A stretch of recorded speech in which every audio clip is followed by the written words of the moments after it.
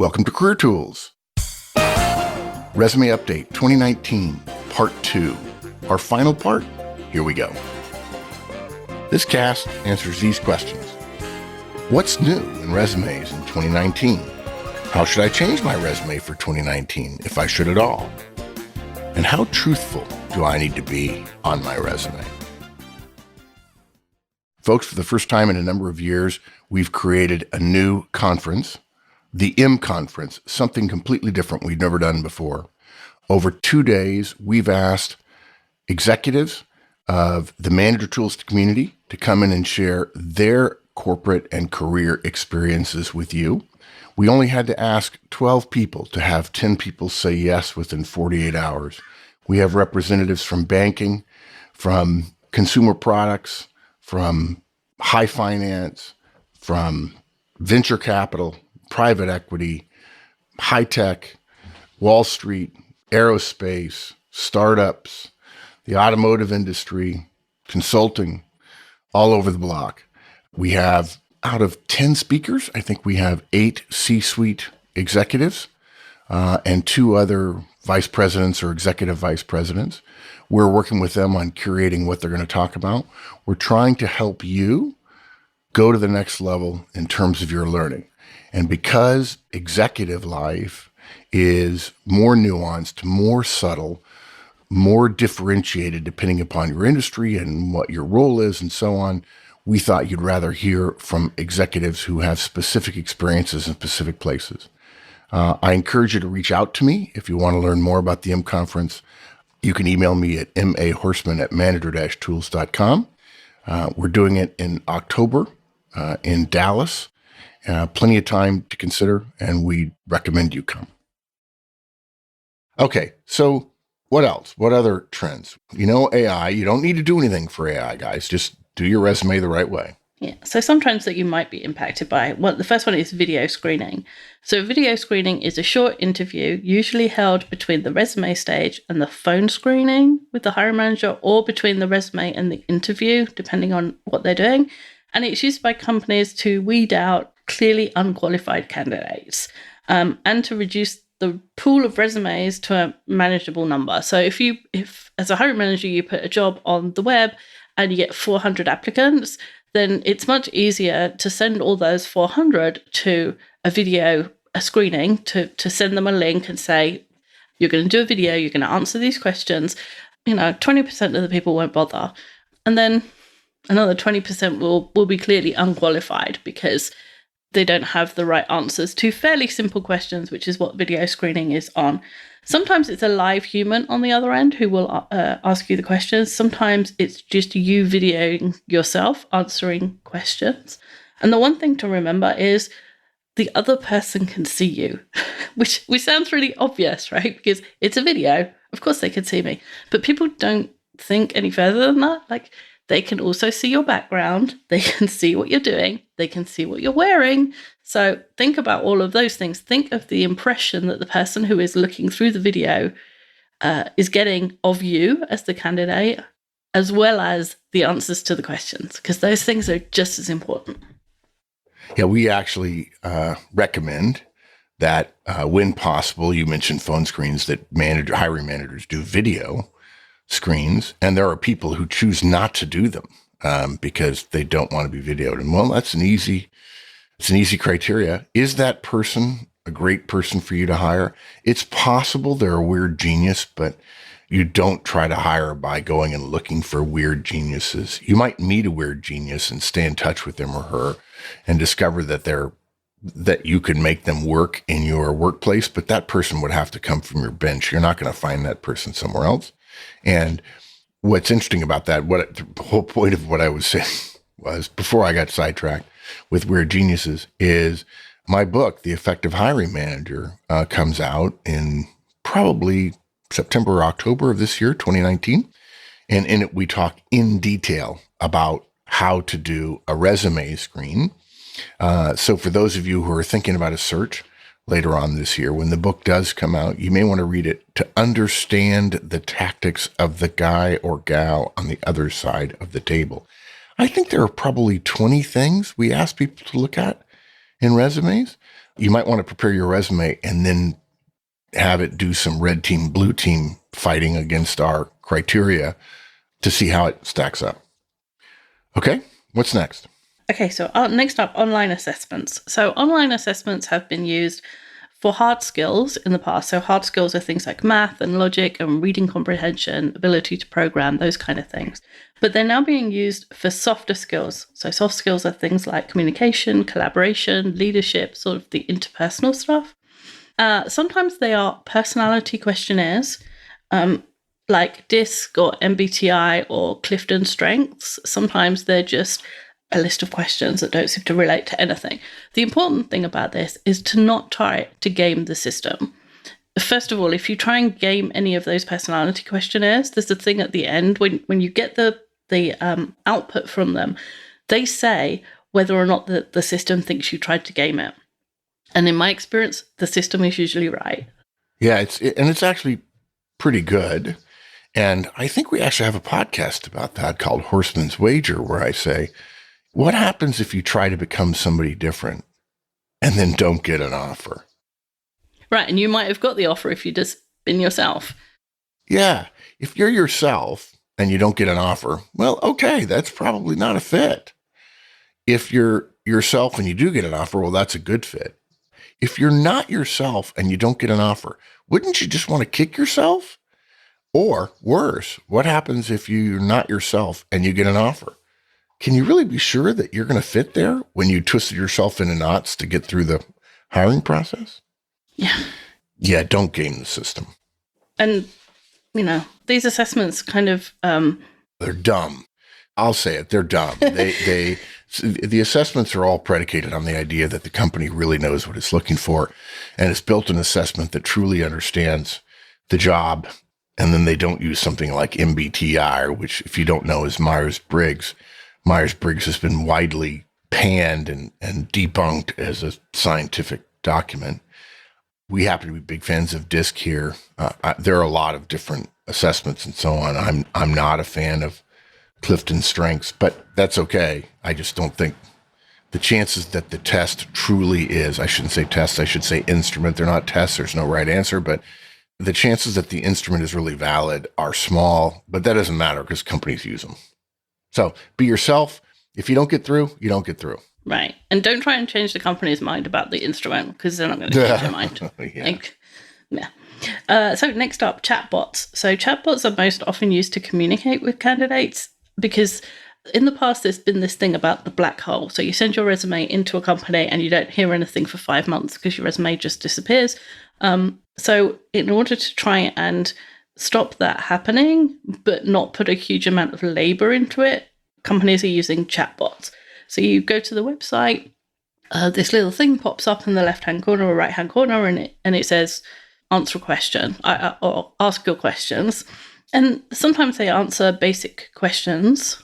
If they are being used to qualify candidates, they might ask you about skills. Sometimes they're used to schedule interviews. So if you've been to your healthcare or your bank or any big institution that has lots of information, you've probably seen one of these chatbots. The HR ones are just the same. The hiring ones are just the same. It's just a little computer that has the answer to some questions, and sometimes it will refer you to a human being or another page. So they're probably not wholly unfamiliar to you. There's nothing particularly good or bad about them. It's just something that companies are using. Yeah. Don't be surprised when you run into it. Exactly. Good. What's next? Okay, social media advertising. And this one is confusing to me, but if you've been on Facebook or Instagram or Pinterest or any of the other social media if you're breathing, if you're breathing, right? And if you're in the right demographic, you may well have seen adverts for companies inviting you to look at their openings. We said at the beginning that unemployment is way low, which means that companies are not able to hire the people they want to fast enough. And so they go to in theory, they're going to the place where the people are that they want to hire. Right. So they're inviting you. So one of the ones I saw was from Dell, and basically it looked like a let's help you with your resume kind of ad. It was like, this person has some expertise. Come to our website and read it. but it was actually an advert for you to go look at their openings and then apply for them. Really? Yeah. I like Dell, but that would really bug me, the whole bait and switch thing. Yeah, and to me, it's weird because Facebook is personal and work is work. And I keep those two things separate, at least around Facebook. Yeah, you and I are the same in that way. Most people I talk to are not. And I know plenty of people who say, I got creeped out. I'm going to use my life as an example, not the other person's life in the story he told. But it would be like me saying to you, I got totally creeped out. I opened up Google and there were ads for Pebble Beach and Cape Kidnappers. Like, wow, how do they know I don't like that? This person didn't like that kind of targeting, whatever. And no, there's not a person at Google who knows your life, but the software feeds those ads to you unbeknownst to the humans at Google. And some people think that's great. In my mind, I think it makes my life better, but I never click on ads, so it doesn't matter. Other people think they're creeped out by it. So regardless, if you're on social media, there are algorithms designed to feed you information relevant to what you want. And if you're doing a job search, there's probably no way the systems don't know you're doing a job search. Right. So be aware. Yeah, it's weird to me, but it will happen. And there's nothing nefarious. It's just the company's trying to find the right candidates. Yeah. Next, diversity questions. Yeah, last one of these trends is diversity questions. So companies are trying very hard to make their workforces more diverse for a variety of reasons. And so what they do in order to make sure that their ads are reaching the right people or reaching a diverse group of people and appealing to those people, they need to know what groups their applicants fall into. So the theory being, if they are reaching a diverse audience, they should have a diverse range of applicants for the jobs. So what happens is they ask you a bunch of diversity questions. Are you male or female? What race are you? Where were you born? How old are you? Those kind of things. And so when you see those questions, they are asking about you specifically, but the company doesn't use the information about you specifically. It aggregates the information to see how well they're doing at attracting women or attracting younger people or bilingual people or whatever. And the diversity information is separated from your application. So they kind of go in two routes. The diversity information goes one way and is aggregated and your name isn't on it. And the other way goes your resume and your information to the hiring manager.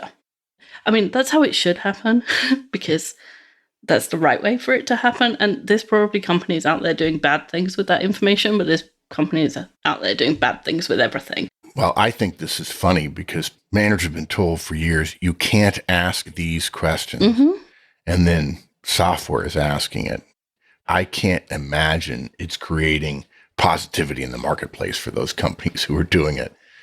I would tolerate it because, as we've said in our guidance and career tools, if you get asked illegal questions by a person or by software, go ahead and answer them. And if they have a disclaimer up front saying, we'd like to know this for our own data and it won't be applied to your particular situation. If you really want to work for the company, assess the inclusiveness of the people you talk to determine whether or not they're going to be biased for or against somebody of your race, color, creed, ethnic origin, gender, whatever. We think you ought to give the company the benefit of the doubt, but I think it's funny. It's just one of those trends and you're probably going to come into it. So yeah. Hey folks, if you're listening to this podcast, you know that management is not magical. One does not become a magnificent manager overnight and with no direction. Management is a professional discipline, just as accounting, IT, engineering, HR, and sales are. There are certain managerial behaviours in which one must engage to become a good manager, and most of us are not taught what those are. They're not hard, but if you don't know what the behaviours are and how to execute them, you might feel lost. If you feel that any of your managers fit that description, even though you know they're well-meaning professionals, contact Maggie at manager-tools.com or go to our website and click For Organisations to learn how we can come to you and help 25 to 30 of your folks at one time. We've made it affordable for all expenses included, $15,000 per day. Okay, let's talk about resume templates. Okay. So, short answer, don't use a resume template for your resume or amend it based on studies that you read about, because there's nothing wrong with a template per se. We have one in the resume workbook. We have one in the resume. But the problem is that so many of the templates you find are focused on the look, not the information. To a large extent, how your resume looks is irrelevant. I don't care. Actually, the more you try to make it interesting, unless you're a designer, the more I think, dude, you're spending too much time on the wrong thing. I want you focused on 1 or 2 or 3 things when you come to work here. They'll change over time, but I don't want you trying to make things look pretty. It's lipstick on a pig. We said at the beginning, concentrate on getting your resume with quantified accomplishments into the hands of a hiring manager with a recommendation. Don't spend time making it look pretty. Think about it from a hiring manager's point of view. If you have 2 candidates and one had a bad looking resume and really good accomplishments, and one has a good looking resume and no accomplishments, which one are you going to interview? Yeah. I'll tell you something else about look and feel. People want to use different fonts and subtle fonts and spacing and all kinds of stuff, and they want to put it on cream paper or gray paper and so on. Hey, folks, I'm a hiring manager. In fact, Manager Tools is hiring right now. I'm 58 years old. I wear reading glasses. If you get your colors a little bit different, I know you think you're going to work for a 35-year-old hiring manager, but maybe not. Maybe the person who's screening the resumes isn't. And I don't really think I'm that old, but I wear reading glasses when I read. And if your resume makes me squint, that's not a help. And it doesn't matter. What we want is black on white. We want boring in terms of look and feel, because that way we don't have to look at your resume immediately and assume that you have some sort of form or template or structure or design in it that will make it harder for us to find the things we're looking for. Anything, color, layout, that sends a message that this isn't stock, this isn't standard, makes us think it's going to be harder to find stuff. And we won't look as long. Now, you may think, well, that's not good. You're right. It's not for you, but it is good for me. So recognize this is a buyer's marketplace, and the systems through which you're going to be put are going to be determined by the buyer. So you got to play the game their way. So some study results you might have seen if you've been looking at resume stuff, recruiters read in E or F patterns, which is the pattern that web pages are read in. So we look at the headline and then we look down the left-hand side to see which bits are interesting, and then we go across to the middle bit in theory. What Wendy is saying, folks, is you need to draw a big E or a big F on the page, as big as the page itself in capitals. And those areas are the things that people look at, recruiters look at when they're scanning a document. You may have also heard that when people read newspapers, they use a Z pattern. They go across toward the top third, and then they cut down and to the left, and then they go across again on the bottom third. That's a classic scanning pattern. Thank you. That was a better explanation. You might also see recruiters prefer 2 or 1 or 7 or any other number pages. Your resume needs to be skimmable. All of it is nonsense. Usually they're bad studies. So if you read them, it's a very limited number of people. They're not real resumes. They're college students that are being recruited, and so they're not hiring managers. So usually the data is rubbish anyway. But if you think again about normal human behavior, if you've been thinking, oh, we need a new kitchen, I'm bored with this one, or it's falling apart, or whatever, and you get an offer in the mail for a new kitchen, do you skim it or do you read the details? You read the details. You go, oh, look, this person's offering me a kitchen. Now, look, there were 5 things that were really important to me about kitchen. I'm going to read this carefully and see if those 5 things are on there. And that's exactly what hiring managers do with resumes. They get the resume and they go, oh, look, a resume for a project manager, which I was looking for. Now, there were 5 things that were important to me about project managers. Are they on this resume? They don't skim it. They don't read it in weird patterns. They read it from top to bottom, looking for the things that are the things that are important to them. Yep. Microsoft Word has had templates in for years. It has, but it has some new ones. There are 16 different ones now, including one called Pink Floral, which is my favorite. There's also a million websites who say they'll convert your LinkedIn profile into a resume via a template. So if you're tempted, these are my questions. Who designed the template? Is it a hiring manager or was it a designer who likes pretty things? Which templates get column inches? Just ask yourself. The ones that are boring with responsibilities and accomplishments, or the pink floral that looks good in an article? And the last question is most important. Who do you want to decide how you get represented on paper to a hiring manager? Do you want it to be you, or do you want it to be a designer you've never met? Don't use templates. Okay. Lying on resumes is our last area. I actually was surprised to see this, just because I wouldn't have assumed that in the press or in the popular media, when we update this based on trends, that this would be a trend. It's horrible. Don't lie on your resume, ever. It isn't cool, it isn't clever, and it's not ethical. If you believe the articles that you read online, you might believe that everybody is lying on their resume, and you might think that you have to lie too in order to keep up. Okay, but you're going to have to stop, because I know people are thinking, what have I been reading that would have caused me to believe that people are suggesting I would have lied? I mean, they're not coming out and saying lying. So I'm confused. So according to one of the studies I read from Career Builder, 75% of hiring managers caught a lie on a resume. So I have caught dates that are wrong, job titles that are inflated. I once caught someone who hadn't even worked for the company that they said they had. So they're all common. But the worry is that everybody's lying, and so you need to worry, or that you need to lie to keep up. But actually, if you think about that statistic, if you say 75% of hiring managers caught a lie on a resume, and the way I think, at least, that sounds like 75% of resumes have lies on them, right? But it's not. No, it's not. Yeah. Right.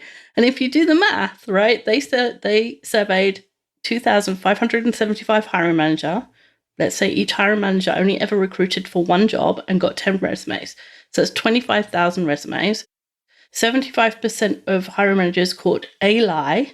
So that's nearly 2,000 resumes with a lie on them, which is around 7%. That's not everybody is lying. That's 7% of people are lying, and probably 7% of the population have a criminal record too. So, it's not 75% of the people that you're competing with are lying. 7% of people who are lying and will probably be caught out. Because lying on your resume to make you look better is like stealing a car to impress a date. You might turn up in a BMW, but when the police chase happens, she'll know that it's not your BMW. Yeah, well, I don't think people think they're lying. I think that they are trying to be, as I've said before, truthfully persuasive, meaning I want to be persuasive. How far can I stretch it? Mm-hmm. The problem is, the moment you get that way and you find something that your ethics can live with, you've puffed it up enough that when we get resumes like that, they're incredibly obvious. They just scream, this is unprovable. And by the way, you can't prove you did it, and I can't prove you didn't. And that screams to me that this is an unethical resume. And you, like me, would say one unethical point, you're done, right? I don't forgive those. Yeah. And, as we said earlier about personality instruments, there's no point in trying to game it, because if you get the job despite the fact that you lied about a skill, all of a sudden you won't be able to do that skill and you'll get fired, or you'll get fired because they find out that you lied. So it's a no-win situation for you. Yeah. You just can't do it. And lots of us have bad things in our history, right? I've been fired, you've been fired, everybody's been fired. Maybe you didn't complete your education in the time that's expected. Maybe you have some other negative, like a long gap or something that you feel like this is going to make life harder for me, so I'll just cover it up. But everybody has one of those things, and it might take you a little bit longer to find a new job, probably not in this economy. Yeah. Lay that burden down by the side of the road, folks. You've got blemishes on your record. It's normal. Almost every CEO I've ever known and worked with has been fired somewhere before, and they talk about it being a formative experience, and it's okay. It's fine. We understand that. Don't try to hide it. Don't leave that job off your resume. Don't do it. And we asked Kellis, why did you leave this job? Well, I got fired. I disagreed with the boss. He asked me to do X. I said I wouldn't because of this, and I regret it. And look, if we love you, we're not going to care. We're just not going to care. That's the thing. If you already decided you like a candidate, then the fact that they were fired, you're just like, oh, well, that last person clearly didn't have the judgment that I do. Yeah. And since most managers stink anyway, it's probably true. Okay. So summarize for us. All right. Well, things do change in recruiting and hiring, usually with the economy. And as we record this in May 2019, the market is firmly on your side. It's the best labor market for candidates, meaning it's the easiest for you to get a job that you want. Guys, I would characterize that different. The market is less on the side of companies than it has ever been, but it's still not on your side because of all the stupid things people do to rule themselves out before they ever have a chance to interact. Anyway, okay. So companies are finding it more difficult to hire qualified candidates. Yeah, the market's less on their side. So that makes companies do more to try and entice companies to work for them. So 2 years ago, you may not have got an unsolicited interview request, but today you might. 2 years ago, you probably wouldn't have got a 50% pay rise for moving between companies. Today, you could well get a huge amount. Yeah. If you've thought about moving companies in the last 5 years, then now is the time to do it, or to really consider it, to look at the market, to look at the jobs in your area, in what you want to do, at the salary you want to have. Because the job market, even if you read all the articles, even though we're saying it's the best job market in 50 years, it's very hot and cold. So what might be true of one place and one job and one salary bracket may not be true of yours. So it's important to get the actual information for exactly what it is you want to do. And all that means having your resume ready, because if a recruiter calls tomorrow with your dream job and you have 2 days to get your resume back to her and you take the full 2 days, you have just said, I'm not that interested. So you want a resume that's ready to send the moment you hear about an opportunity. That's it, everybody. Hope you enjoyed our update on resumes. Resumes haven't changed that much despite what the popular press tells you. See you next week here on Career Tools.